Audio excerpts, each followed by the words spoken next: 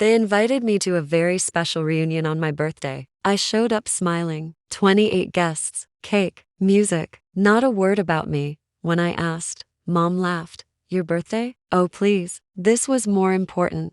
Everyone laughed. I raised my glass, smiled, and said, then so is this. Frozen. The $5,200 bill. Canceled the venue card. And sent one file titled to every inbox before dessert. The file that was the real dessert. Your birthday, my mom said, laughing with that flat, sharp edge she always saves for me. Oh please. This was more important. Laughter exploded across the table. Real, careless, ugly. My uncle nearly choked on his wine. My cousin Sheila smacked the table. Someone clapped. No one looked at me. No one saw me. I was standing there, holding a champagne glass I'd paid for in a venue I'd rented, surrounded by 28 people who called themselves my family. Fairy lights, custom playlist, catered seafood, and an open bar. A cake so big the decorator called twice to confirm the dimensions. And not a single person had said the words. Not one happy birthday. I scanned the room. My aunt winked at me like I was being dramatic. My cousin Alan raised his glass. The togetherness. He shouted. They cheered again. My sister Claire was live, streaming on Instagram, panning over the table like she was proud of the decoration she hadn't paid for. Caption: best night ever with my real ones. I wasn't tagged. When I asked quietly, just once, Dad didn't even flinch. This reunion was hard to plan, okay? He said, don't make it about you. And Mom, from across the room, barked, honestly, grow up.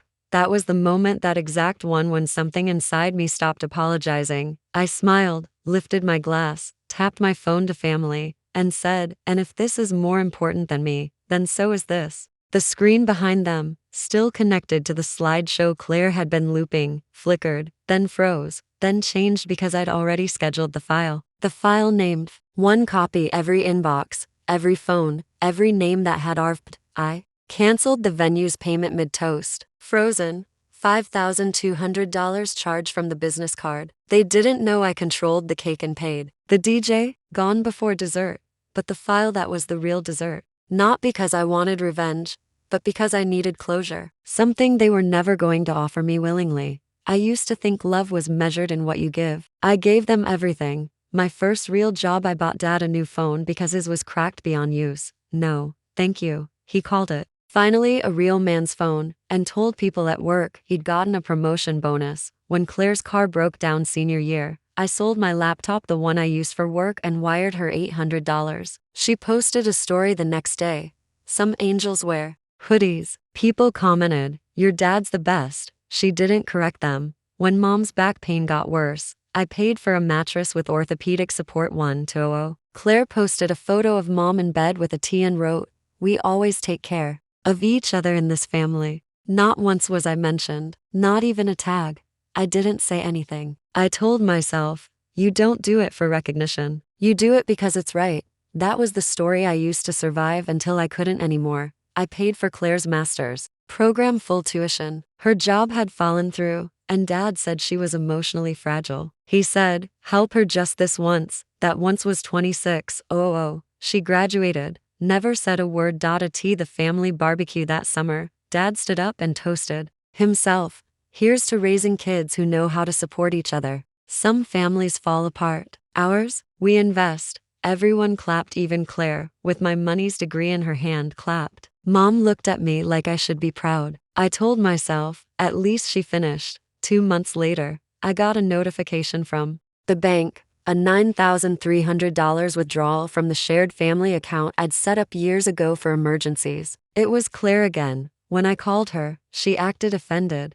Oh my God, it was for Mom's treatment, she said. You think I just take it? Turns out the treatment was a week at a spa resort in Tulum. I saw it on Instagram before she could block me. Family reset. No drama, no noise. Just healing with the ones who matter. Photo. Claire. Mom, Dad. No tag. No text. No shame. Dad loved to act like he was above needing help. He wasn't. I paid their gas bill for a year straight quietly, automatically. When I turned it off, Mom called in tears. We're freezing here, she said. Your father is sick. 2 days later, I saw them on Facebook at a backyard bonfire, roasting marshmallows in fleece jackets. Dad was holding a drink and laughing. Caption: nothing keeps us down. True family knows how to stay warm. That post got to 113 likes. Mine, a simple birthday post with no one in it but me, got to. One was from a coworker. The other was from an account that doesn't exist anymore. Then came the chat. It was my cousin Greg who leaked it. He sent me a screenshot from the real family group chat, not the public one,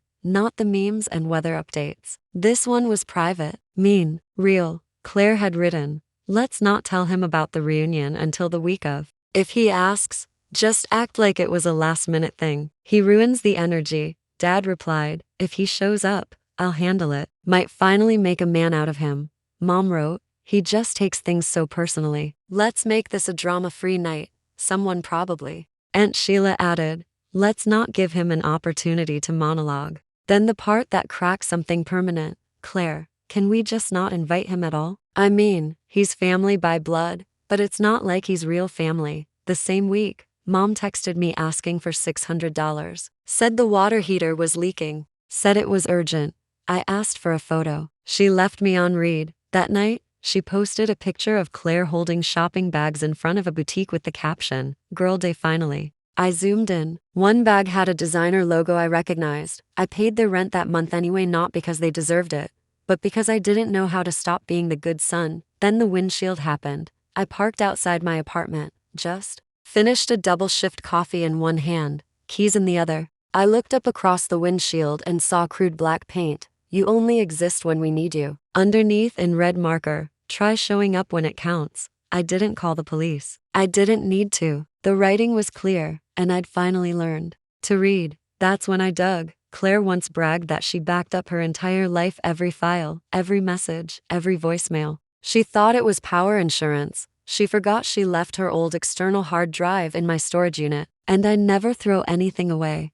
Inside the drive, folders. So many folders. One named Leverage, one named James equals Liar, one named Editables. Inside, doctored screenshots of my texts made to look like I called her a failure, told her to disappear. Edited images, memos, spliced from my old voicemails. In one clip, my voice said, "You're nothing. You ruined everything." Except I never said that, not in that order, not in that tone, and in the original files, right next to them, were the raw versions, the ones where I was telling her, "I'll pay the bill, don't worry, and you're stronger than you think." She turned comfort into cruelty and saved the proof. That same night, I got an email from her ex. I hadn't spoken to him in over a year, but I remembered his face, quiet, kind, the only decent one at her birthday. Dinner last year. Subject line, she did it to me too. He attached a PDF, a detailed, time-stamped confession. Claire had created fake emails in his name and sent them to HR at his job, accused him of theft. He lost his contract. He knew it was her. He just couldn't prove it until now. He kept backups, just like I had. I stared at my wall for a long time that night, not angry, just done. I used to think the worst thing you could be was unwanted, but it's not. The worst thing is being useful to people who don't believe you're real. People who treat your kindness like an invoice. People who only remember you when their lives crack and need glue. I wasn't glue anymore. When the very special reunion email landed in my inbox, the one with the date, the location, the dress code, the fake enthusiasm, I said yes. I arved first. They thought I was coming to smile and serve. They didn't know I'd already uploaded the file. The one named Fake Family folder. Screenshots, audio, payments, logs, messages. The cake was theirs. But dessert? Dessert was mine. The venue smelled like fake roses and burnt appetizers. It was the kind of place they book for retirement dinners or cheap weddings, not because it was nice, but because it looked good in Instagram posts. I rented it 3 weeks in advance. I paid for everything. I even ordered a custom cake too. Tears, white velvet, gold trim. It said together always. Not a single person noticed the irony. Claire was already tipsy when I arrived. Her laugh was loud, fake loud. She was wearing that red dress she bought with rent money last year, the one I Venmo'd her for on a Sunday at PM with no explanation. Mom was arranging flower vases. Dad was near the bar talking to someone who looked like a tax attorney with a drinking problem. My aunt was filming everything for her family vlog.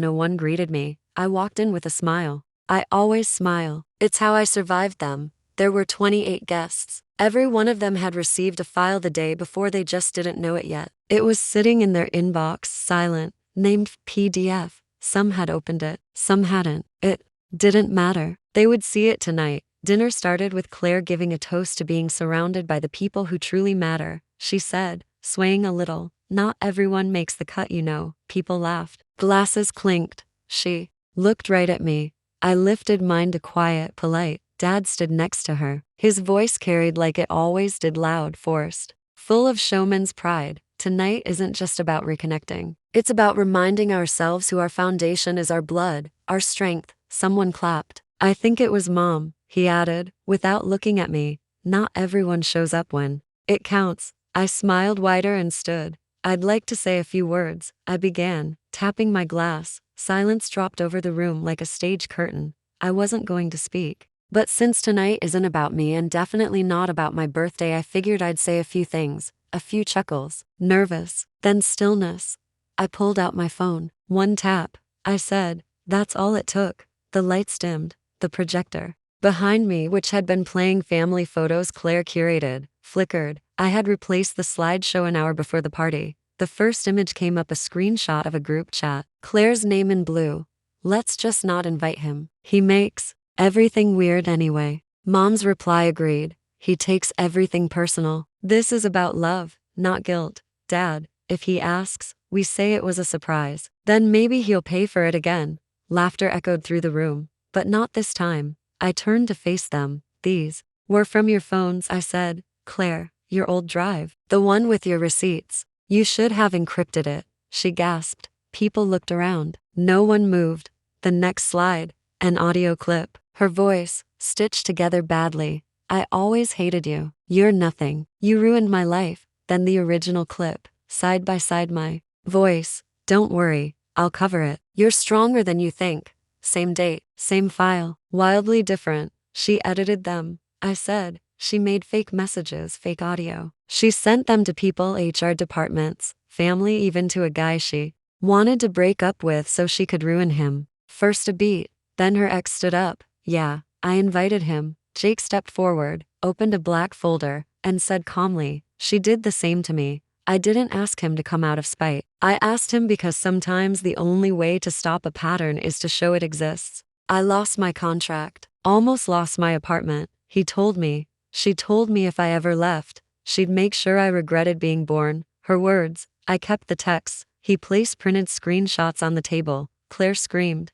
Dad lunged out of his seat. What is this? You think this proves something? You think you're above us because you have what? Screenshots? No, I said, meeting his eyes. I think I'm above this because I stopped lying to myself. I clicked again. The screen now showed a PDF titled Financial Summary. Past 3 years. It wasn't about payback. I just needed anyone to finally see how much I gave without ever being asked if I had enough for myself. Every dollar I'd sent, every rent check, every tuition payment, grocery delivery, gas bills, cosign loans, even the venue payment for this reunion. I added calmly, this night cost $5,237. I froze the transaction 20 minutes ago. The bar's closed. The kitchen stopped serving at 8. Cake's still here.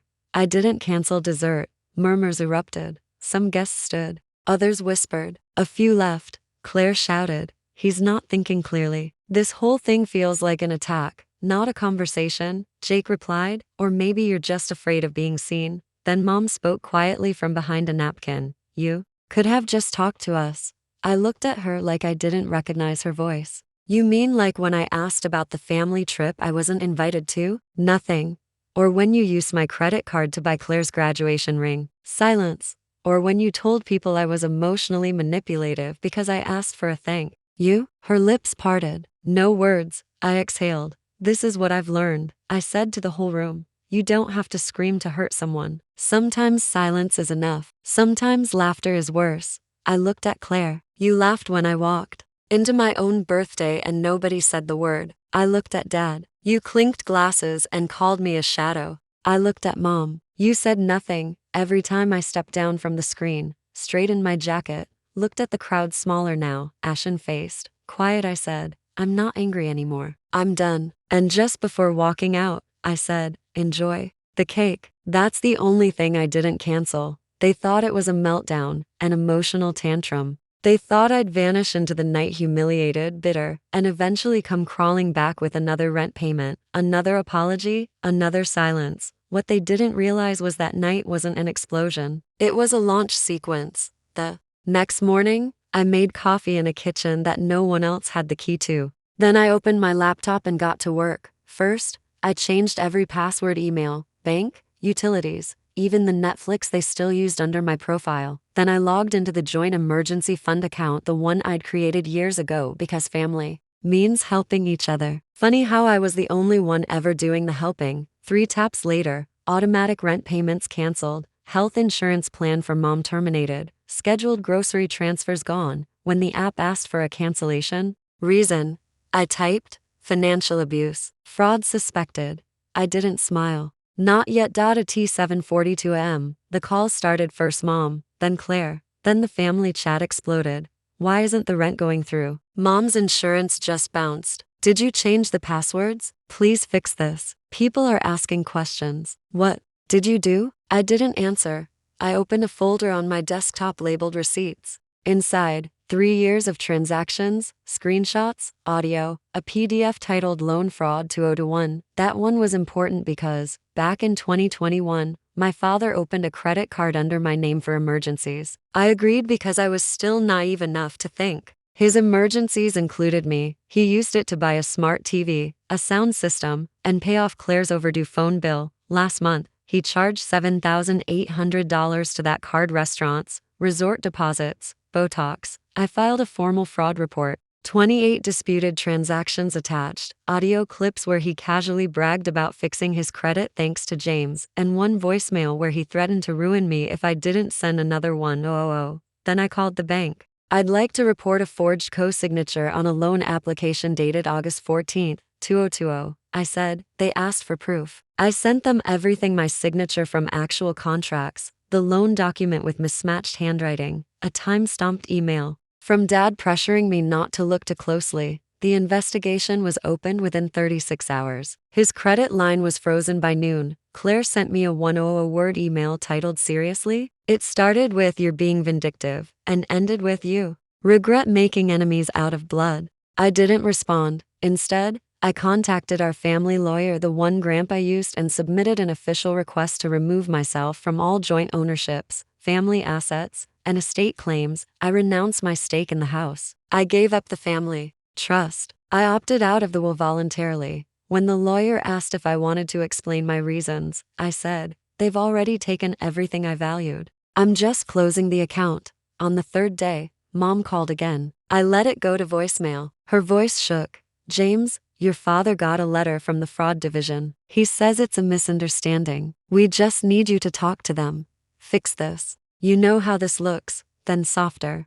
Are you happy now? That line, the same one she used when I was 8 and told the teacher about Dad's drinking. The same one when I was 16 and refused to lie to a cop about a noise complaint. The same one she texted after Claire accused me of stealing her laptop when I was 300 miles away. Are you happy now? As if their wreckage was my creation. As if I wanted this.